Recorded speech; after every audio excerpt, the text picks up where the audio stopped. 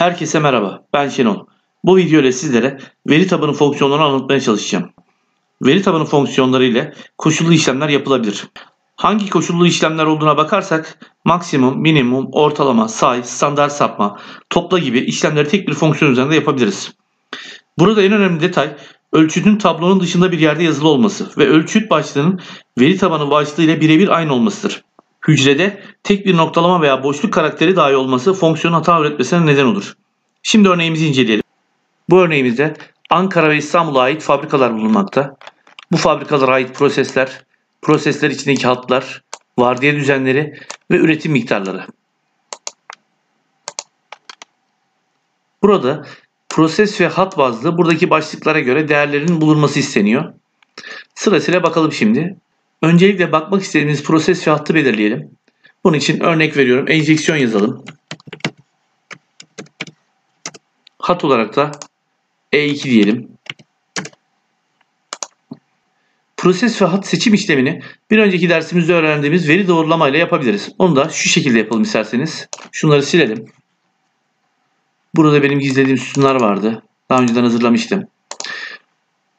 Hatırlıyorsanız veri doğrulama. Şuradan listeyi seçiyorduk. Şu alanı seçip proses için bunlar. Hat için yine veri doğrulama, liste.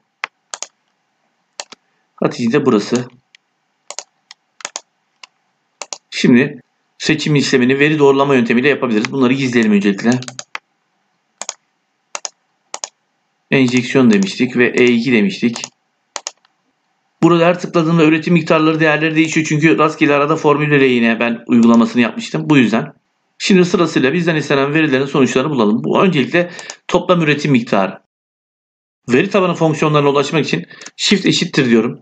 Ve seç dediğimde tüm veri tabanı fonksiyonları burada çıkıyor karşımıza. Veri seç çarpım, veri seç maksimum, minimum, ortalama, say, dolu diye gidiyor. Şimdi bizim burada toplam üretim miktarını bulmamız için veri seç topla seçeneğini seçmemiz gerekiyor. Veri tabanı fonksiyonlarında 3 tane parametre bulunur. Bunlar veri tabanı, alan ve ölçüt şeklindedir. Veri tabanı parametresinde başlıklar ile birlikte tablonun tamamı seçilir. Şimdi seçim işlemini yapalım.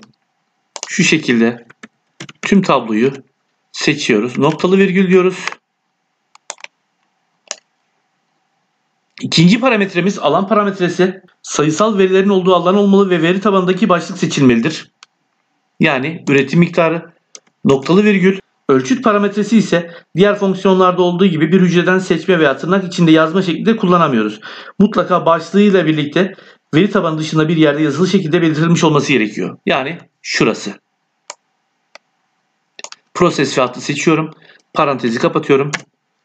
Sonucumuz geldi. Şimdi vardiya sayısına bakalım. Bunun için shift eşittir diyorum tekrardan. Ve vseç sayı seçiyorum. Veri tabanımızı seçiyorum tekrardan. Noktalı virgül. Alan olarak yine şu sayısal değeri olan alanı seçiyorum. Noktalı virgül. Ölçüt ise yine burası.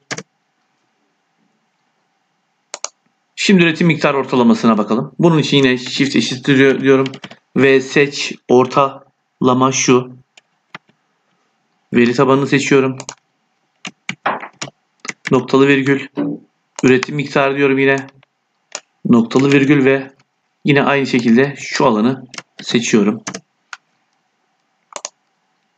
En düşük üretim miktarı shift eşittir ve seç min diyorum. Yine veri tabanımızı seçiyorum. Noktalı virgül. Üretim miktarı.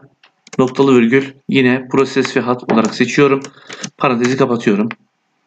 En yüksek üretim miktarı. Shift eşittir ve seç. Maksimum diyorum. Yine veri tabanımızı seçiyorum. Noktalı virgül. Yine sayısal veri olan üretim miktarı. Noktalı virgül. Ve şurasını tamamını seçiyorum. Evet, değerlerimizin tamamı geldi. Toplam üretim miktarı vardiya sayısı, yani bu şu anlama geliyor. Enjeksiyon prosesi E2 attı. Toplam üretim miktarı 2584, vardiya sayısı 5, üretim miktarı ortalaması 516.8, en düşük üretim miktarı 168'miş. En yüksek üretim miktarı da 982'miş. Peki değiştirelim bunları. E4'e bakalım. E8'e bakalım. Şöyle yapalım. Hattı değiştirelim. Prosesi değiştirelim. Boyahaneye bakalım. Bunun içinde B'leri seçmem lazım. Peki ben diğerlerini seçersem ne olur? Ona da bir bakalım. Herhangi bir şey gelmez. Çünkü boyahanede böyle bir hat yok. B3'e bakalım. Bir de montaja bakalım. Montajdan da M10'a bakalım. M5, M2. Excel'in veri tabanı fonksiyonları ile ilgili anlatacaklarım bu kadar. Umarım videomu beğenmişsinizdir. Bundan sonraki videolarımı takip etmek ve öğrenmek isterseniz kanalıma üye olmanızı rica ediyorum. Şimdilik kendinize iyi bakın. Daha sonra tekrar görüşmek üzere.